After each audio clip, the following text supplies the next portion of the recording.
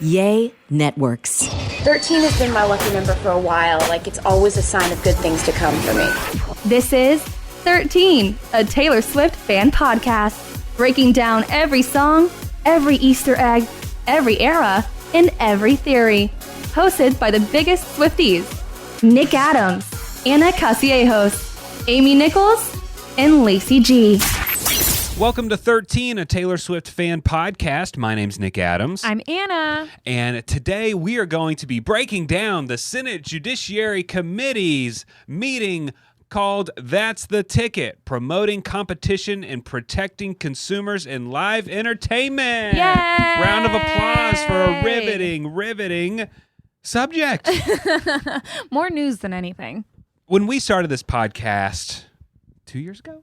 Oh my God. Almost, yeah. 2 years ago? When we started this podcast 2 years ago, did we ever think we'd be talking about Congress during one of our episodes? No, but I'm not mad about it. No. I'm not mad about it. I do apologize in advance if I say something wrong, if I speak wrong about the government. Mm-hmm. There's like so many laws and names and stuff. So Checks I apologize and balances. In advance. You can tell me I said something wrong. All right, wrong so later. we're going to Congress here. Mm-hmm. Which branch of the government is Well, Congress I'm not gonna. in? No, I'm not gonna. No, do you these- know this. You know Judiciary. What are the branches? Can you tell me? I don't want to do this. Judicial. How many are there? 3. Okay, so That's all I need judicial's to know. one. You know what else the number 3 reminds me of? Speak now. Okay, so you have judicial. What are the other 2 branches of the government? Judicial. You got that. You got one. What's the president's branch? The presidential branch. You tell me, Nick. Executive is presidential. Judiciary is like justice and the legal system. And then the legislative is what the House and the Senate fall into. So yesterday, the Senate Judiciary Committee, they held a hearing. I did just say the title, but the title of the hearing was, That's the Ticket, Promoting Competition and Protecting Consumers in Live Entertainment. And senator after senator on big news shows were maybe not thanking Taylor Swift fans, but they were saying that the reason they had this meeting was because 100% was because of Taylor Swift fans. Mm-hmm. And they saw how the Ticketmaster situation impacted us when we were trying to buy tickets for her Eras tour a few months ago. Right. Because this has been an issue with Ticketmaster before. Yes. And correct me if I'm wrong, but they've been sued before I because so. They are basically a monopoly over the live entertainment industry. And it was the Eras tour that really brought it into light as of recent, I guess. I mean, people have complained about buying tickets and them being expensive and things like that time and time again, not just with Taylor Swift, but it was the Eras Tour debacle, the Great War, if you will. Right. It was. that really set this in motion. And for years, people have complained about Ticketmaster's fees, how just astronomical they are. Yeah. And, I don't think they necessarily covered it in this, but also tied up into the whole Ticketmaster debacle with Swifties was just the interface experience, the giant long wait times, all of that is just terrible. Yeah. It was bad.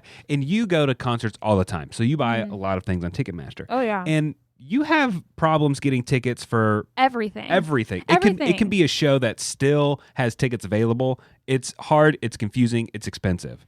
And then for other shows, you had a hard time with like the 1975. What Harry other ones? Styles, Harry Styles. Olivia Rodrigo. Yeah, it's just, I'm a very frequent concert goer, and I always have been. I've always enjoyed going to concerts. I was high school, college. First concert, 2005, Jesse McCartney. Wow, that's pretty good. It's not as good as mine. First concert, 1990, I'm going to say 8, Backstreet Boys. That's pretty good. I did see the Backstreet Boys this year, though. Or last year, I guess. Whatever. Still great. I don't want to be too controversial, but I think I might have to start a new podcast because I love Backstreet Boys more than NSYNC. Oh my God, I thought you were about to say more than Taylor Swift. No. Backstreet Boys over NSYNC. You had me there for a second. But as a frequent concert goer, I have been able to see that times have changed. Sure, you can take in inflation and things like that, but just over time, like when I was in high school, when I was in college, I used to go. I've seen the 1975 probably 15 times over the last decade. And when I was in college, tickets to see them were maybe $20, maybe $35, $50 at most. And it was an easy thing to frequent concerts. And it like wasn't, sure, there was like the annoying fees from Ticketmaster and things like that, but it wasn't like $100 ticket plus $100 service fee plus $5 whatever fee plus $10 whatever fee, where it made it just kind of a luxury to go to concerts now. Because even with the Eras tour, concert tickets are so expensive because of all the fees that some people are having just a hard time affording to go to multiple. So it's like, you probably can, but it's just, do I want to spend maybe $400, $600 on a ticket? You know what I mean? And so it's really sad, like as a concert goer. And even like with the 1975, like their concert tickets also skyrocketed. Any artist, Bad Bunny, Olivia Rodrigo, Sabrina Carpenter, someone I want to see this spring. And it's just like, it's annoying to me that attending a live music event is becoming a luxury and not like a casual outing. Yeah, you know? For sure. And so, yeah, of course, Ticketmaster is to blame for all of that. And so it gets confusing a little bit because people kind of interchangeably use Ticketmaster and Live Nation. Well, they're the same company. So in 2010, they merged. Okay. And so now Live Nation is like the big daddy company. Now Live Nation, they control roughly 70% of the ticketing and live events venues in the country. And so with them owning so much of it, then they can kind of run the show. They can set the prices. They can collect whatever fees they want because you can't get a ticket anywhere else. And so what Congress and what the people are arguing is that they're just too big of a monopoly. Yeah. And other businesses cannot compete in this space because they're just too big. Yeah, which is a problem. Yeah. So here's a little bit of a guy who's from the band Lawrence. Have you ever heard that band? Yes. I like it. One of their songs was used in an Apple commercial recently. Can't sing their song right now. Anyways, he was talking about the fees that are associated and like what bands have to put up with. So he's talking, and then I believe Live Nation's CEO, he's going to step in and kind of rebut what Mr. Lawrence is talking about. $2 a fan spent on a ticket. We received 12. He said $42. Oh, okay. I was about to say $2. It kind of cut off. $42 a ticket. The band receives 12. Okay.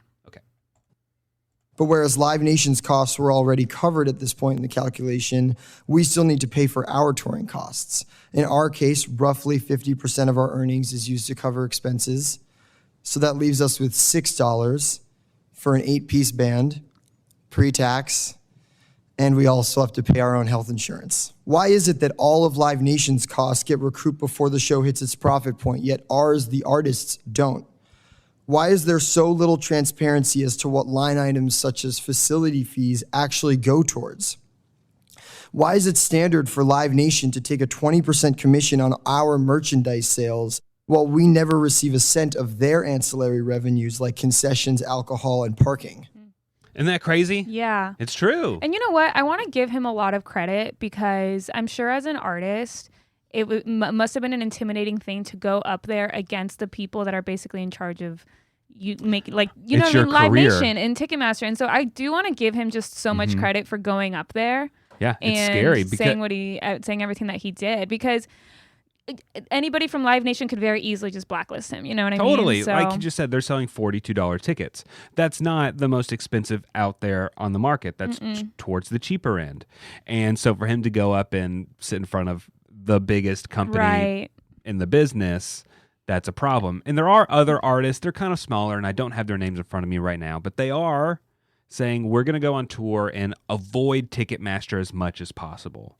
Which is hard to do because a lot of venues have contracts with Live Nation or Ticketmaster, so it's like the options are very, very slim. And then I also liked Clyde Lawrence. He said at one point, he said, "We truly do not see Live Nation as the enemy. They're just the largest player in a game that feels stacked against us as artists and often our fans as well." I thought that was a pretty good quote. And so, the hearing, they didn't necessarily do much. It was a lot of the senators, Congress people venting their feelings about how frustrated they are that the common person is getting screwed. And then there's the CEO kind of somewhat explaining different things. And so the senators, they could not help themselves. And I'm glad they did. There were a lot of puns, Taylor Swift puns. A lot of her lyrics were used during people's statements. So here's just a few of them. Ticketmaster ought to look in the mirror and say, I'm the problem. It's me. Karma's a relaxing thought. Aren't you envious that for you it's not? That's all I've got to say. Thank you. A few million Taylor Swift fans would respond, this is why we can't have nice things. Yeah. A lot of people seem to think that's somehow a solution. I think it's a nightmare dressed like a daydream. As a ode to Taylor Swift, I will say we know all too well. I had hoped to get the gavel back, but once again, she's cheer captain and I'm on the bleachers. Pretty great. It does make me think, like, if I was in that position, which Taylor Swift lyric would I use to make question. a point? We could do a whole episode about about which Taylor Swift lyric would you use in an argument to win. I only bought this dress to take it off. And that's all I have to say. Is that the wrong setting? Is that the wrong? Am I thinking? I also saw that outside of the hearing, there were a bunch of fans protesting, and. Ooh. Do you want to hear some of their signs and some of their funny protest signs? One woman held up a poster that said, "Are you ready for it?" And then it had like Ticketmaster and Live Nation like a broken heart. There's another one that says, "Dear reader, when you aim at the Swifties, make sure you don't miss."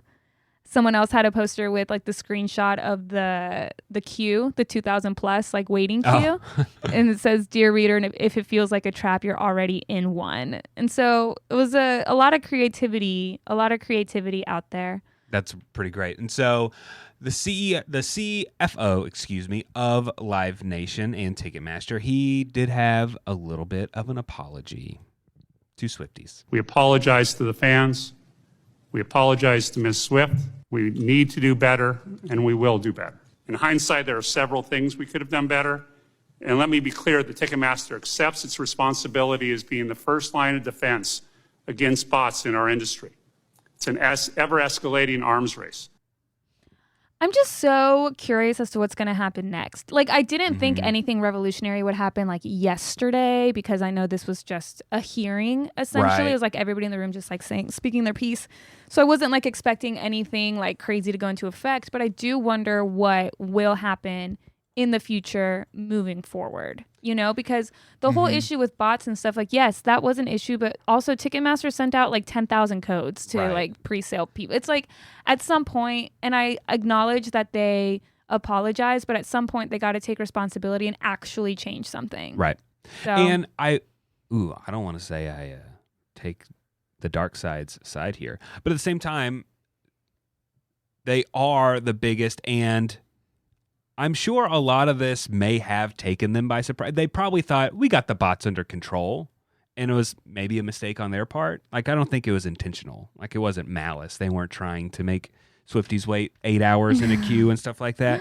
But, like, when you are the biggest, people are always going to try and take advantage of you, and they just got taken advantage of really bad by what they say are bots. Hopefully that's what it was, and it wasn't just terrible mismanagement by them and just being lazy and not being on the ball. Yeah, I don't know. It was interesting to see, and it's interesting to see what will just happen moving forward. But it's also something that's important just in the realm of live events. Like, I know that the Senators like made a bunch of Taylor Swift references and, you know, quotes and stuff, and they're trending on Twitter because they quoted Karma. And like a lot of people, as we know, just don't take Swifties like seriously because they just don't. And I could go on about this like for hours, but no, this also affects sporting events. Totally. This also affects just like any live theater, like anything like that. And so it's annoying when there's like diehard like sports fans are like, oh, the Swifties are complaining they couldn't get a ticket, like whatever. And it's like, no, you paid $500 to go see a football game, and guess who's to blame? Ticketmaster. So it's like, sure.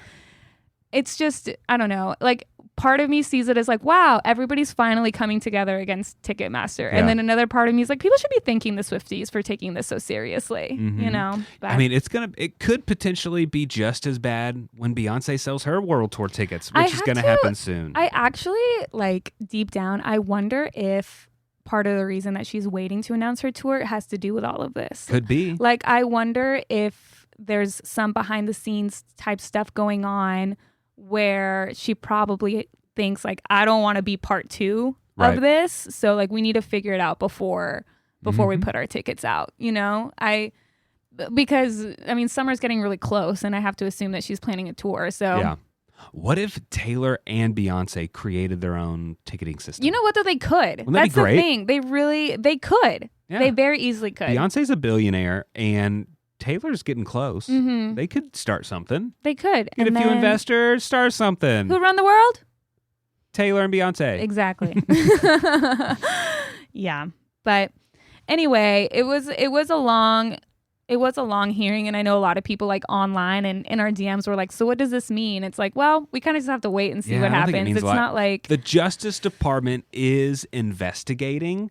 They haven't brought forth any charges or demands that Ticketmaster changes anything, but they are apparently investigating. I had also read that they've been reaching out to venues just to see what that relationship is like, to really figure out what's the fee structure. Who decides the fees? Is it Live Nation? Is it the venue? Yeah. Which venues are owned by both? Well, what's the agreements? Right, and they talked about that because at one point, they said Live Nation doesn't set the fee, the venues do. But then there was like a lawmaker that said, yeah, but Live Nation owns the venues. Right. So who said, Yeah, so it just gets confusing. And also, when it comes to, if Live Nation owns the venue or whatever it is, they collect Ticketmaster, Live Nation, they collected fees from the ticket, and then you're going to tack on another venue fee, like a second fee, because there's like a ticket service fee, a venue fee. Aren't they the same fees? I don't understand the fees. I don't either. And, your fees can be up to 70-something% of a ticket. Yeah, it's crazy. Nuts. On Twitter yesterday, a lot of Swifties were posting screenshots of their receipts from when they got their tickets just to see how much of it was like the service fee. And it was like some tickets were like $400 for a service fee if the ticket was like $700 or something. And it like in the nosebleeds. Like it's out of hand. Well, and that also benefits Ticketmaster when the tickets are resold, because they collect a fee the first time, and then they collect a percentage of the sale when they get resold, and then resold again and resold again. They are they're collecting fee on top of fee. Yeah, and I saw some people online being like, well, what if they implement like a no resale policy? Like when you buy a ticket, you can't resell it, to like eliminate that. And somebody was like, okay, kind of like when you buy like an airplane ticket, you can't just like sell it to someone if like whatever, which is a bad analogy because you get refunded or rescheduled, whatever. Yeah. But in general, like, I don't know. But then it's tough because as someone who does go to concerts a lot, I get the ticket with the full intention to go, but sometimes life happens. Life happens 5 months later. I can't end up going for whatever reason. And it's like, I don't want to just A, eat the cost of it, and B, that's just like an empty seat in the arena, So it's like, if there's somebody else out there who's willing and wanting to go, they should be able to. It's just, I guess, the system of it. And it sucks because with all of this, it also sucks just the high amount of scammers that are out there, sliding into DMs, even commenting on some of our posts, being like, do you still need tickets, to like some of our listeners? And it's just so annoying because it's like, oh my gosh, is this person legit? Is it not? Like, I don't know. It's hard to trust people. But hey, Congress is on Swifties' side. Yeah. So that's they're working on it. They're working on it. Yeah. Our outrage will be turned into something useful. Hopefully. And, just goes to show Taylor Swift and Swifties making history once again. That's right. Well, Anna, I hope you have a great day. Thanks, Nick. I hope you have a great day too. Thank you. Mm-hmm. What do we have? What did we posted? You know Bejeweled. What? Bejeweled is out now. It's out now. If you want to go hear us talk about the lyrics and the Easter eggs and the music video and everything. And if you listen to this in the next few days, our next episode is going to be on Labyrinth. Yeah, and you know what? In the next few days, I don't want to put the cart before the horse here, but we might have a special guest. A special guest? We might have someone really fun. It's not Taylor Swift. I would not be casually teasing it at the end of a SwifTEA episode if it was Taylor Swift. But we have someone very fun that we're hoping to talk to. Yeah. And maybe we'll post it next week. I think it would make sense to post it as soon as we record it. I agree. I agree. It's in the works. It's in the works. Might have something to do with our most recent episode. Maybe. Might not. Maybe. But it really might. It might be an episode that shimmers. All right. Well, that's it for 13, a Taylor Swift fan podcast. Thanks so much for joining us. Please subscribe to us on whatever podcasting platform you're listening to us on right now. All the ways to contact us are in the description of this podcast. Also, before we go, just a reminder that we do have a live podcast event. Oh, yeah. Coming up February 3rd. That's creeping up on us. It February 3rd with Club 90s. We will be... That's not this weekend. It's next weekend. Okay. It's next Friday. From right goodness. now. Yeah. Friday, February 3rd. We're going to be at Tannehill's Tavern in Fort Worth at 8 p.m. to do a live podcast event. We would love to see you there. It's a collaboration with Club 90s. And so right after our live podcast event where you can be a part of the podcast, then we're just going to dance to Taylor Swift all night long with our friend Michael DJing. So we're super excited. All the info for that is up on our social media at The 13 Podcast. But if you have any questions, you can always slide into our DMs. Thanks for listening to 13, a Taylor Swift fan podcast. Subscribe for free and leave a positive review on Apple Podcasts, Spotify, or Google Podcasts.